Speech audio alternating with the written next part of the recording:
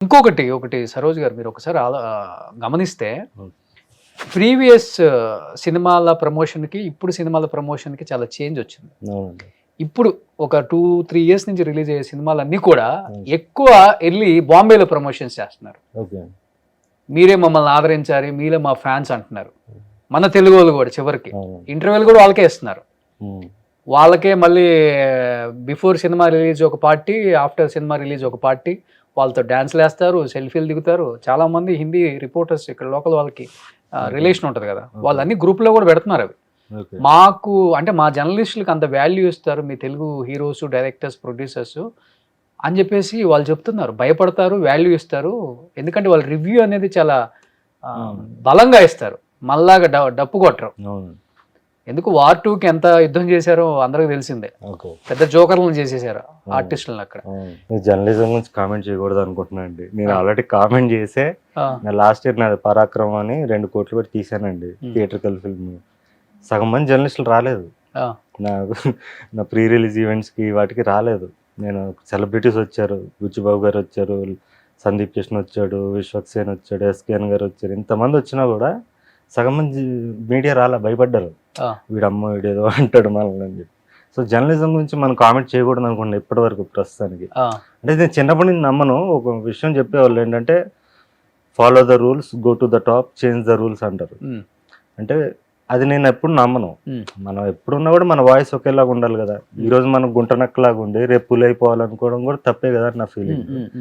But ఈ విషయంలో వీళ్ళు హర్ట్ అవుతున్నారు కదా, ఎందుకు మనం ఇప్పుడే కామెంట్ ఇప్పుడే కాదు ఎప్పుడు కూడా కామెంట్ చేయకూడదు అనుకున్నాను సార్ మీడియా గురించి. పీపుల్ ఆల్వేస్ లవ్ రెబెల్స్ అండి. రెబెల్ అంటే ఊరికే రెబెల్ కాకుండా వాళ్ళ మనసులో ఉన్న మాటను మనం చెప్పగలిగితే భజన తగ్గాలి. They will definitely follow. కానీ ఇప్పుడు మీరు ఉన్నపాటి అంటే అంటారు కదా, ఒక చోట ఉండే వ్యక్తి కూడా కాదు మీరు తిన్నగా. అలాంటిది మీ సినిమాలు చేసుకుంటూ వెళ్ళిపోతున్నారు. ఒకసారిగా మొగిలి చేయాలని ఎందుకు అనిపించింది? కథ నచ్చిందా, లేకపోతే డిమాండా, లేకపోతే ఏదైనా ఆబ్లిగేషనా? లేదండి, నాకు చాలా మంది అడుగుతుంటారండి. పెద్ద పెద్ద డైరెక్టర్స్ కూడా నీకోసం పాత్ర రాసాము అంటుంటారు. మా కిచెన్లో చాలా పాత్రలు ఉన్నాయి, నేను పాత్రలు లేను అంటే నేను సర్వోజు హీరోగానే పుట్టాడు, వాడు హీరోగానే చచ్చిపోతాడు అనే దాంట్లోనే నేను ఉన్నా చిన్నప్పటి నుంచి. అంతే. మన సందీప్ కూడా ఏంటంటే సందీప్ రాజు ఒక 5 years బ్యాక్ నాకు కాంటాక్ట్ అయ్యాడు ఆఫ్టర్ కలర్ ఫోటో. నేను ఒక కథ అనుకున్నాను, దాంట్లో ఎలాంటి ఒక పాత్ర అంటే నేను పాత్రలు లేను, క్లారిటీ ఇచ్చాను తనకు కూడా, అప్పుడే చెప్పాను. 5 years తర్వాత మళ్ళీ నాకు కాంటాక్ట్ అయ్యి ఒక్కసారి ఈ కథ విను, ఇది విలన్ లాగా కాదు, ఈజ్ ద యాంటీ హీరో, ఒక్కసారి విను అన్నాడు. సరే విని నో చెప్దాంలే అనుకున్నా అని విన్నాను. విన్నప్పుడు నాకు అనిపించింది ఓకే ఇది separate entity, I'm not a team man, టీంలో ఉండే మనిషిని కాదు నేను. సో సినిమాలో కూడా అలాగే లేదు, నాకంటూ ఒక సెపరేట్ ఎంటిటీ ఉంది దీంట్లో. సో ఇది చేస్తే నా ప్రొటాగనిస్ట్ కెరియర్కి మైనస్ అవ్వదు అనిపించి సరే చేద్దామని. అది కూడా భయపడ్డా, స్ట్రిక్ట్ రూల్స్ అగ్రిమెంట్ కూడా స్ట్రిక్ట్గా వేయించుకున్నా పిఎంఎఫ్ వాళ్ళతో.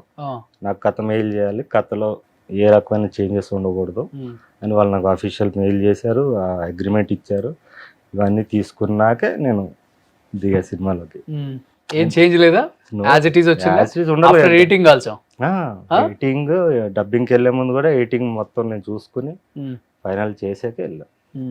కానీ మీకు కొంచెం బయట మాస్ ఆడియన్స్ ఫాలోయింగ్ ఎక్కువ కదా. ఈ సినిమా ట్రైలర్ రిలీజ్ అయిన తర్వాత బండి సరోజ్కి చాలా మంది పాజిటివ్గా కామెంట్స్ చేస్తున్నారు కదా, నెగిటివ్గా కూడా కామెంట్స్ పే చేసి మరి మీ మీద కుట్ర పన్నారని చెప్పేసి మీ ట్విట్టర్లో ఒక ట్వీట్ చేశారే. చేసి డిలీట్ చేస్తా మన కాంట్రవర్సీకి వెళ్ళకుండా. అంటే ఒక సంస్థ అండి, పేరెందుకు పాప ఆ కుర్రోడే ఫోన్ చేశాడు నాకు మొన్న. వీళ్ళు ఏం చేస్తున్నారంటే నేను షాక్ అయిపోయా. అంటే అప్పుడు మీమ్ పేజెస్కి డబ్బులు ఇస్తేనే వాళ్ళు మీమ్ చేస్తారన్న విషయం మనమే డిస్కస్ చేసాం. అవును, 5 years బ్యాక్. అప్పటి వరకు ఆడియన్స్ తెలియదు, తర్వాత వాళ్ళు ఎడ్యుకేట్ అయ్యారు. ఇప్పుడు నా గురించి ఎవడన్నా మీమ్ వేసిన ప్రేమతో కూడా కింద ఎంత తీసుకున్నారో పేమెంట్ అని పడుతున్నాయి కామెంట్, విచ్ ఇస్ గుడ్. ఇప్పుడు నాకు తెలిసింది ఏంటంటే ఇన్ఆర్గానిక్గా మనం యూట్యూబ్లో కమెంట్స్ లైక్స్ జనరేట్ చేయొచ్చు అని నేను షాక్ అయిపోయాను లిటరల్లీ. అంటే ఇన్ని రోజులు తెలియదు. అరే ఇప్పుడు సినిమా ట్రైలర్ టీజర్కి అన్ని మిలియన్స్ యాడ్ నుంచి వస్తాయి అనుకుంటున్నారు మరి మీరు. అంటే ఇవి స్పాన్సర్డ్, అంటే యూట్యూబ్ని మనం యాడ్ వేయచ్చు అని తెలుసండి. బట్ కామెంట్స్ కూడా మనం ఫేక్ ఐడీల నుంచి మనం కామెంట్స్ జనరేట్ చేయొచ్చు, వాటికి మళ్ళీ బోట్ లైక్స్ వేయచ్చు. అంటే ఒక కామెంట్ ఇప్పుడు నా కామెంట్ నాకు అన్ని ఆర్గానిక్ కామెంట్స్ అండి. నాకు ఇప్పుడు 2000 లైక్స్ వచ్చాయి అనుకోండి ఒక కామెంట్కి, వీడికన్నా ఎక్కువ లైక్స్ రావాలంటే ఒక్క సెకండ్లో 0 నుంచి 3000 లైక్స్ పడిపోతాయి. ఓకే. అవన్నీ నేను ఇప్పుడు ఎక్స్పీరియన్స్ అయ్యాను. ఇదేంటి ఇదంతా అంటే నాకు ఈ సంస్థ ఎవరైతే ఉన్నారో వీళ్ళు ఏజెన్సీస్కి అప్రోచ్ అవుతారు. వీటికి ఏజెన్సీస్ ఉన్నాయి, ఇది ఒక ఈకో సిస్టమ్ ఉంది, ఇదన్నీ నాకు తెలీదు. అందులో నా ఫ్యాన్స్ ఉన్నారు. వాళ్ళందరూ నాకు స్క్రీన్ షాట్లు, వాయిస్ రికార్డింగ్లు పంపించి అన్న నీ మీద కుట్ర జరుగుతుంది, ఇది జరుగుతుంది అంటే అప్పుడు నేను రియాక్ట్ అవ్వగానే ఆ సంస్థ CEO నాకు ఫోన్ చేసి సారీ సార్ మాకు తెలియదు, ఎవరో నా కుర్రోళ్ళు ఎవరు చేసినట్టు ఉన్నారు, వెంటనే డిలీట్ చేపిస్తామని డిలీట్ చేసి. అంటే ఎలా ఇప్పుడు మొగిలి ట్రైలర్ కి రోషన్ కనకాల కన్నా మీకు ఎక్కువ పాజిటివ్ కామెంట్స్ వస్తున్నాయి హీరోగా? అవన్నీ ఏముంటదండి, ఇప్పుడు కామెంట్స్ రావడం, ఇప్పుడు థియేటర్లో టికెట్లు అయితే చెంచలేం కదా, బాటిల్ లైక్స్ బాట్ కామెంట్స్ పెట్టి, అది వేరు. అట్లా దాని గురించి మీరు డిజిటల్ మీడియాకి ఎక్కువ కనెక్ట్ అయ్యి ఉన్నారు కదా, మీ సినిమాలు డిజిటల్ లో రిలీజ్ చేయడం యూట్యూబ్ లో. మేబీ ఈరోజు ఆడియన్స్ యూట్యూబ్ లోనే కదండి ఉన్నది. మీరు బాహుబలి ఇప్పుడు SSMB 29 వచ్చింది trailer, for example India's biggest film, trailer ఎక్కడ వదులుతాడు? యూట్యూబ్లోనే వదలాలి, అంతరిక్షంలో వదలడు కదా. ఆడియన్స్ అక్కడే ఉన్నారండి. నేను పరాక్రమం అప్పుడు కూడా మా డిస్ట్రిబ్యూటర్ని అడిగా ఇంకా ఎలా పబ్లిసిటీ చేయాలంటే, సార్ యూట్యూబ్లోనే సార్ అంటే సినిమా థియేట్రికల్ సినిమా పబ్లిసిటీ కూడా యూట్యూబ్ మీద బేస్ ఉంది. అవును, సో ఆడియన్స్ ఉన్నది అక్కడే. అవును, అందులో రియల్ ఆడియన్స్, బోట్ ఆడియన్స్ రెండు ఉంటారు కదా. మనం రోబోస్తో మనం కమెంట్లు పెట్టడం వల్ల టికెట్లు తేవో కదా అంటాను నేను. అవును, మన ఈగో సాటిస్ఫై అవ్వడం తప్ప ఇట్స్ సంథింగ్ లైక్ అంతే. బట్ రియాలిటీ కాదు కదా అది. మనం ఆర్గానిక్గా మనం పేరు సంపాదించుకుంటే ఆటోమేటిక్గా వస్తుంది కదా. ఓకే. అయితే వీళ్ళు ఏం చెప్పారంటే నాకు, ఈ ఏజెన్సీస్ వాళ్ళు మేము బిగ్ బాస్ కంటెస్టెంట్లకు అన్ని వేసి మేము చేసేది ఇలానే మేము పబ్లిక్ ఇన్ఫ్లుయెన్స్ చేస్తాం అన్నారు. ఓటింగ్ కానీ ఇవి కమెంట్స్ కూడా వాళ్ళు పెట్టిస్తా ఉన్నారు. నేను షాక్ అయిపోయాను. అంటే యూట్యూబ్ ఒక ఆల్గోరిథం అని ఒకటి ఉంది, దానికి ఒక మామూలుగా యూట్యూబ్ అంటే జెన్యూన్ అనుకుంటాం కదా. సో ఫస్ట్ టైం అది షాకింగ్ అనిపించి నేను ట్వీట్ పెట్టి మళ్ళీ డిలీట్ చేస్తా ఫోన్లో. ఇంకేది ఓకే, జనాలు తెలియాలని పెట్టాది. ఈ ట్రైలర్ చూసిన తర్వాత పెద్ద పెద్ద డైరెక్టర్స్ కాల్ చేశారేమన్నా, మన సినిమాలో ఒక మంచి రోల్ ఉంది, మీకు సూట్ అవుతుంది, డెఫినెట్గా అందరికి తెలుసండి వీటి చేయడానికి. ఆల్రెడీ నాకు చేశారు, ఏమో ఉంటుంది కదా, మొగిలి స్టార్ట్ చేసిన తర్వాత మళ్ళీ స్టార్ట్ చేశారేమో, చేయొచ్చు. వాళ్ళందరూ షాక్ అయ్యి సందీప్ తో మాట్లాడుతున్నారంట, అసలు నీకు ఎలా ఒప్పుకున్నాడు, ఏదో ఉంది మ్యాటర్ లేకపోతే చేయడు అని చెప్పి. సో నేను ఎందుకు చేశాను అన్నది పబ్లిక్ కూడా అర్థం అవుద్ది, సినిమా చూసాక అర్థం అవుద్ది. ఓకే. ఇప్పుడు హాఫ్ ఆఫ్ ద ఆడియన్స్ కి బండి సరోజ్ అంటే ఏంటి తెలుసు, but half of the audience కి డెఫినెట్ గా తెలియదు, ఎగ్జిస్టెన్స్ తెలియదు.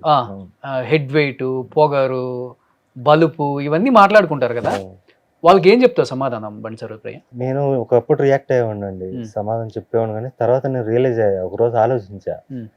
ఇప్పుడు మోడీ అందరికి నచ్చడు, మన ప్రైమ్ మినిస్టర్. ఇప్పుడు నాకు నువ్వు నచ్చలేదు దిగిపోంటే దిగడు కదా. రాముడు అందరికి నచ్చడు, అల్లా అందరికి నచ్చడు, జీసస్ అందరికి నచ్చడు. సో ప్రపంచంలో ఎవడో కూడా అందరికి నచ్చడు. విల్ సెపరేషన్, నచ్చే వాళ్ళు ఉంటారు, నచ్చిన వాళ్ళు ఉంటారు. సో నేను ఆఫ్టర్ ఆల్ మనిషినే కదా, నాకెందుకు ఉంటారు, వాళ్ళకి మన సమాధానం ఎందుకు చెప్పాలనిపించింది. అంటే ఇలానే ఉంటారా, లేకపోతే ఇండస్ట్రీకి వచ్చిన తర్వాత కొన్ని పరిస్థితుల వల్ల మారాల్సి వచ్చిందా? ఎగ్జాక్ట్గా అసలు ఏం జరిగింది మీ జీవితంలో అంటే ఏమని చెప్తారు మీరు? అందరూ ఏ మనిషి అయినా కానీ ఏదర్ పుట్టుకతో ఇలాంటిది మేనరిజం అంటే చిన్నప్పటి నుంచి ఉంటుంది కొంతమందికి పరిస్థితుల వల్ల మారుతాం. ఓకే, డెఫినెట్గా ఇది డెఫినెట్గా మన ఇన్ఫ్లుయెన్స్ చేస్తుంటుంది కూడా. ఇండస్ట్రీకి వచ్చిన తర్వాత ఎలా ఉంటుందంటే, సరైన ఆఫర్స్ ఉండవు, టయానికి ఫుడ్ ఉండదు, టయానికి రెస్పెక్ట్ ఉండదు, ఇవన్నీ లేక మనిషి మారిపోతాడు. ఏదర్ వీటి గురించి ఆలోచించకుండా ఆఫర్ వస్తే చాలని ఇటని తిరుగుతాడు, చెత్త వస్తే అంత రాకపోతే అంతరా, నాకు కావాల్సింది ఆత్మాభిమానంతో గంజైనా తాగుతా కానీ అది వదులుకొని బెంజి కారులో తిరగనరా నేను అనుకునేవాడు కూడా ఉంటాడు. మీరు ఏ టైప్ అసలుకి? నేను రెండు కాదండి, నాకు ఆత్మాభిమానం లేదు, సినిమా విషయంలో ఉంటది. ఇప్పుడు మీరు సరే నా వాటర్ తీసుకురంటే నేను తీసుకొస్తాను, నాకు అదేం లేదు. నాకు అది ఆత్మాభిమానం, అదే మరి అది చంపుకోకుండా తెస్తారు మీరు. నేను తెస్తాను, నాకు ఎక్కడ లేదు, సినిమా విషయంలో ఉంది. సరోజు నీ సినిమా ఒకసారి నాకు 18 చూపించు అంటే చూపిను, అర్థమైనా మీకు? సో నాకు ఈగో లేదు, పర్సనల్ ఈగో లేదు, బట్ యాజ్ ఎ క్రియేటర్గా నాకు ఈగో ఉంది. యాజ్ ఎ క్రియేటర్గా, యాజ్ అన్ యాక్టర్గా నాకు ఈగో ఉంది తప్ప పర్సనల్ లైఫ్లో నాకు ఈగో లేదు. సో అది నేను క్లియర్గా చెప్పలేను. అదే సినిమాకి వచ్చి నేను మారింది ఏం లేదండి, ఫస్ట్ నేను అలాగే ఉన్నాను. నేను సురేష్ బాబు గారిని ఫస్ట్ టైం కలిసినప్పుడు ఎలా ఉన్నానో ఇప్పుడు అలాగే ఉన్నాను. ఆయన నాకు చెప్తాడు నా గురించి, ఒక టీజర్ లాంచ్కి వచ్చినప్పుడు ఒక స్పీచ్ ఆయన ఆయన అప్పుడు ఎలా ఉన్నాను అంటే నేను రియలైజ్ అయ్యా మొన్న చూసుకున్నప్పుడు నాలో ఏం చేంజ్ కనపడలేదు, చేంజ్ ఏం రాలేదు. నేను 19 ఇయర్స్ ఏజ్ ఎప్పుడు ఎలా ఉన్నాను ఇప్పటికీ అలా ఉన్నాను ఇంచుమించుగా. సుమన్ టీవీలో మీ పర్సనల్ అండ్ బిజినెస్ ప్రమోషన్స్ కోసం కింది నెంబర్కి కాంటాక్ట్ చేయండి.